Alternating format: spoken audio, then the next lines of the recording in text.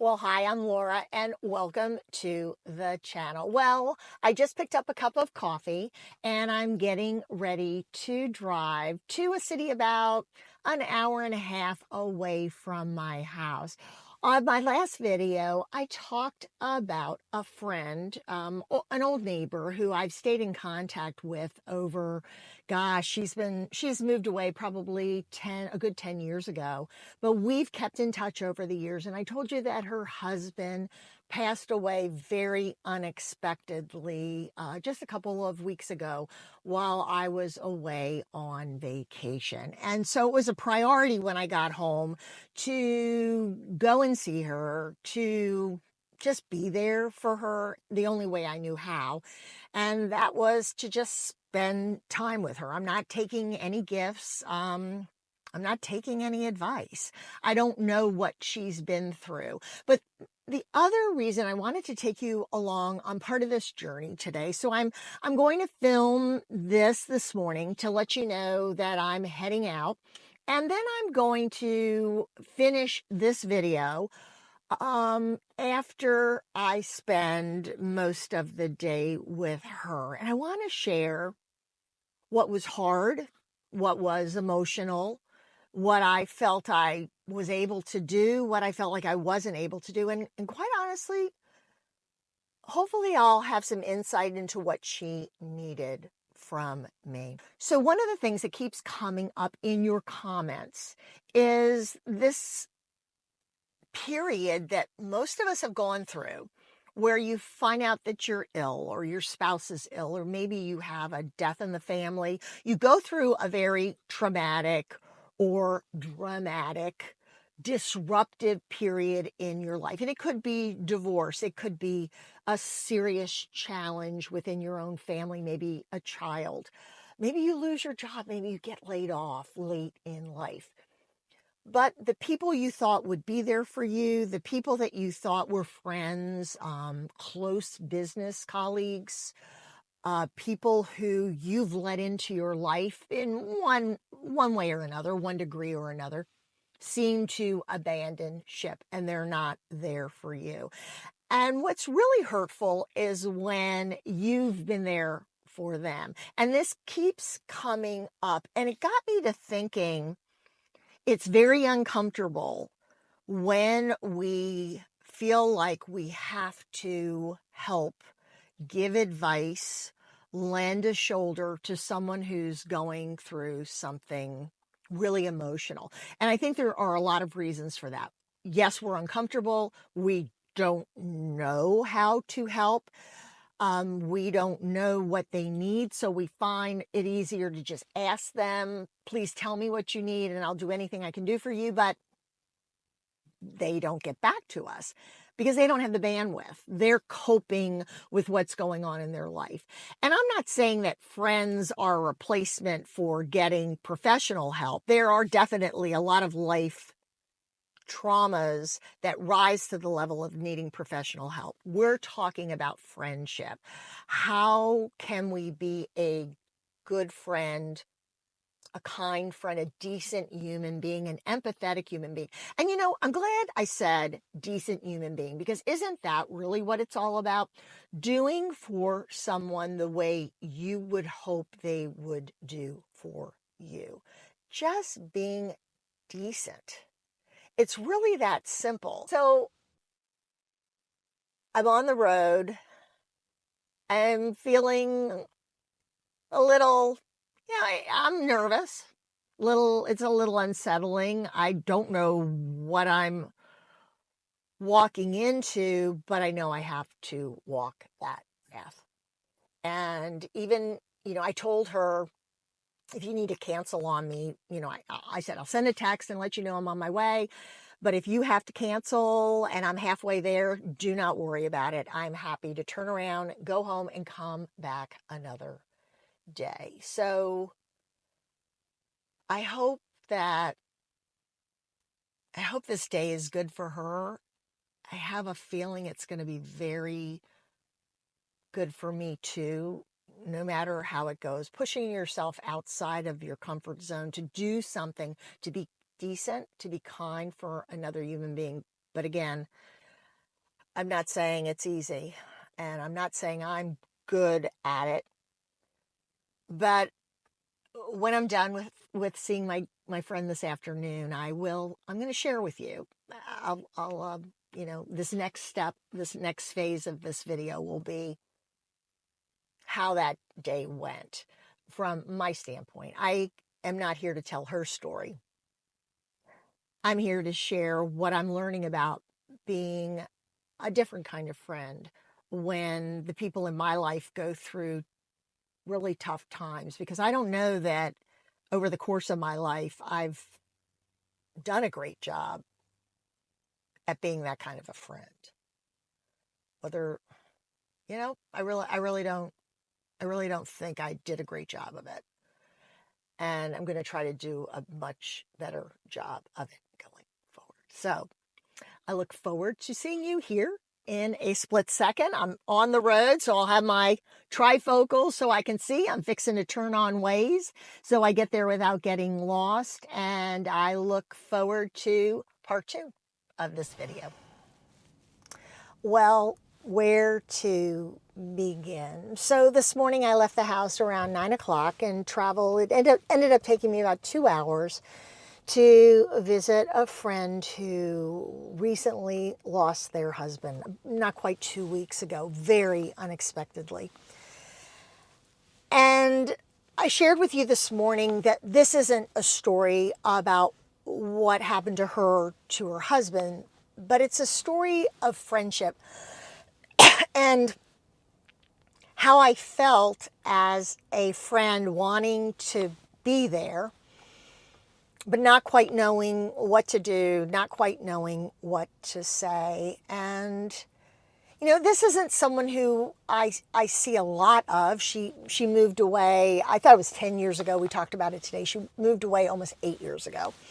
And, other than the rare occasion when she comes into town, once and twice my husband and I have gone down to visit her and her husband. Other than that, it's phone calls and it's text messages, and we travel in the same extended circle of friends. So there's that constant checking up on each other. But I knew that I needed to go sit down with her and let her know that I was there for her and how much I cared. And it's been a really emotional day. But I want to just share what I learned about myself today and what I think I learned that can help all of us, because so many women feel abandoned by friends when they go through something dramatic, traumatic, when they go through a grieving process, because we all grieve differently, and a lot of it has to do with how we're feeling, where we're at in our life, but also what we're grieving in.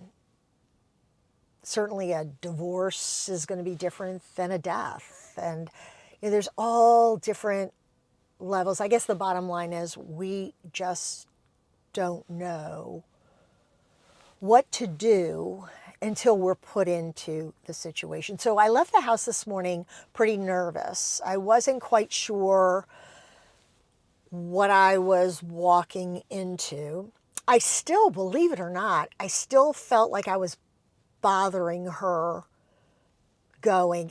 And interestingly enough, she and I laughed a lot today about the word bother, because she feels like she's bothering by asking for visitors and asking for time on the phone and just communication and little things. And I told her I felt like I was bothering her by reaching out and saying, I want to come visit. When can I come visit? Are you up to having a visitor?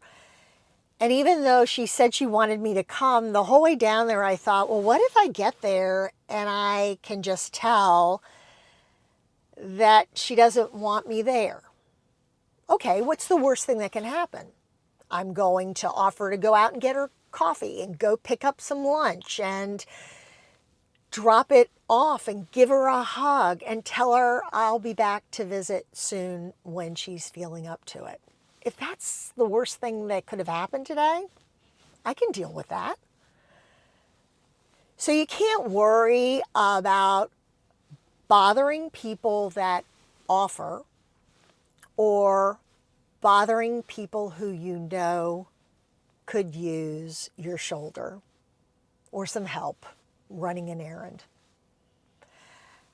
I felt so good today when I rang the doorbell and I saw her face and we were able to hug each other, and she just, she just fell. When a person falls into you and you know that you're exactly where you needed to be in that moment in time.